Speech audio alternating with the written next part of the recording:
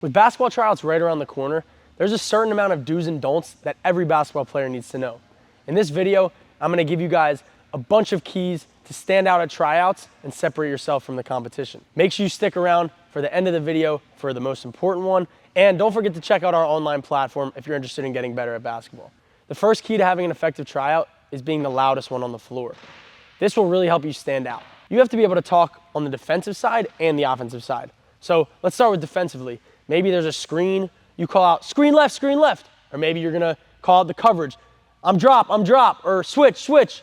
And you gotta make sure that you really project your voice. You don't wanna be quiet and just say screen left. You gotta be loud. You have to make it known. And by doing this and having that vocal presence, you're gonna impress the coach right away, even if maybe you're not the best defender out there. So I'll be the first to tell you, if you talk and you're the loudest one out there, the coach is gonna find a place on the floor for you. And maybe it's not even on the floor. Maybe you're on the bench, on the sideline, and you're directing your teammates and you're telling them to get back in transition defense, right? So being loud and vocal is super important to not only impress your coach, but also help your teammates out and show that you're a vocal leader. Number 2, dive on the floor, take charges.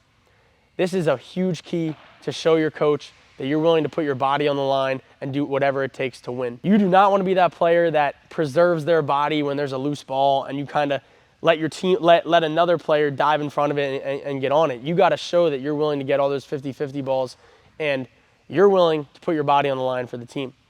This means sprinting back on defense, taking charges, diving on the floor, diving in the stands, really whatever it takes to get that 50-50 ball, get that loose ball. Every team needs one of those players. Number 3, play the right way, don't force. A lot of players have this misconception that they need to go into tryouts and show that they can score and get buckets. Yes, it's cool if you can drop 20, but a lot of players are gonna come in with that mindset. What coaches are really looking for is who can do the dirty things, who can do the little things, who can make the extra pass, who can get 2 feet in the paint, find the 2-on-1 on the weak side, kick it, one more, get that hockey assist. Those are things that are really gonna stand out to your coach. There's only gonna be 1 to 2 players on each team that have that freedom to get buckets, right? So the key is making the team and showing your coach that he or she can trust you first before going out and trying to do too much. Nobody wants somebody to hog the ball and dribble 9 to 10 times before they shoot. Make sure you make the right play, let the game come to you, and the rest will take care of itself. Number 4 is having a positive attitude. No matter what, make, miss, you get scored on, running back on defense, sprinting back, and moving on to the next play. Having that next play mentality is super important, not only for yourself, but for your teammates. If you see a teammate airball or throw the ball out of bounds, turn the ball over, going up to them, picking their head up, tapping them on the back and saying, next play. That goes a long way. If you're able to uplift your teammates, that's somebody that I want on my team, right? So not only positive attitude with yourself, if you miss, say next shot, get back on defense, or if a teammate makes a turnover, pat them on the back, say, get them next time. That positive attitude is somebody everybody's gonna wanna play with and will be contagious for the whole group. Number 5, defend. This might be one of the most important.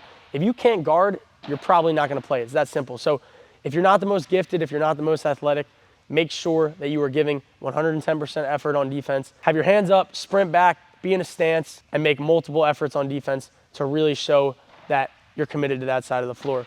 Because the reality is, if you can't defend, you won't even get on the floor to show your offensive game. So make sure you're giving it all on your defense, talking, diving on the floor, all that kind of stuff. Number 6, ask questions. You do not want to be the player who gets on the floor and doesn't know what's going on in a drill. So my advice would be, if you don't know what's going on, don't even get on the floor until you do. So maybe ask an upperclassman, ask a teammate, ask a coach. It's always better to over ask questions than to not ask and mess up, right? If I'm a coach and a player's constantly asking me questions, constantly being curious as to why are we doing this or how can I be better at this, that impresses me and that shows that they're always looking for room to grow. They're always looking for opportunities to get better. So I would say ask as many questions as possible, and there's never a bad question, right? You'd rather ask and it be a dumb question than not ask at all and wonder what you could do better. So 7th and final one, and this is probably the most important. Before I give you guys this one, I want you guys to head to the description and go check out our online platform. We have a bunch of different programs on there: ball handling, finishing, shooting. The 7th and final one is show up early and stay late. Let's say tryouts are at 6 p.m. Again, you do not want to be that player that shows up at 5:57, is putting their shoes on and just rolling out on the floor. You want to show up at least 30 minutes early. You're stretching, maybe you're foam rolling. You're showing that you're very dedicated to this game and that it's not just a hobby, but you're making it a lifestyle. So I promise you, if you're a player that's stretching out or maybe getting shots up before practice, that already shows a level of commitment and dedication that a coach is going to be attracted to. On the same note, after practice, stay after and get free throws up. Stay after and get spot shots up. Stay after and maybe go over plays with teammates. Those little things are going to be very important to cement yourself as a leader on the team, not just by being vocal, but by your actions. Not all leaders need to be all rah-rah and loud all the time. You can lead by example. You can lead by your actions. So make sure you're one of the first ones there. Make sure you're one of the last ones to leave. And then also a little bonus one as well, just showing gratitude toward your coaches. Make sure you're shaking the coach's hand after practice, thanking them, thank your managers, dap up all your teammates, say good job.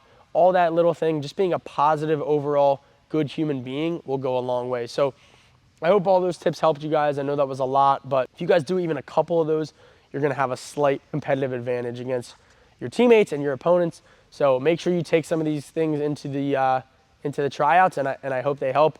If they do, leave a comment below which ones you used, which ones you're gonna use, or maybe if I left some out, if you're a leader and you have some tryout tips, leave them in the comments. Again, go check out our online platform. All of it's in the description.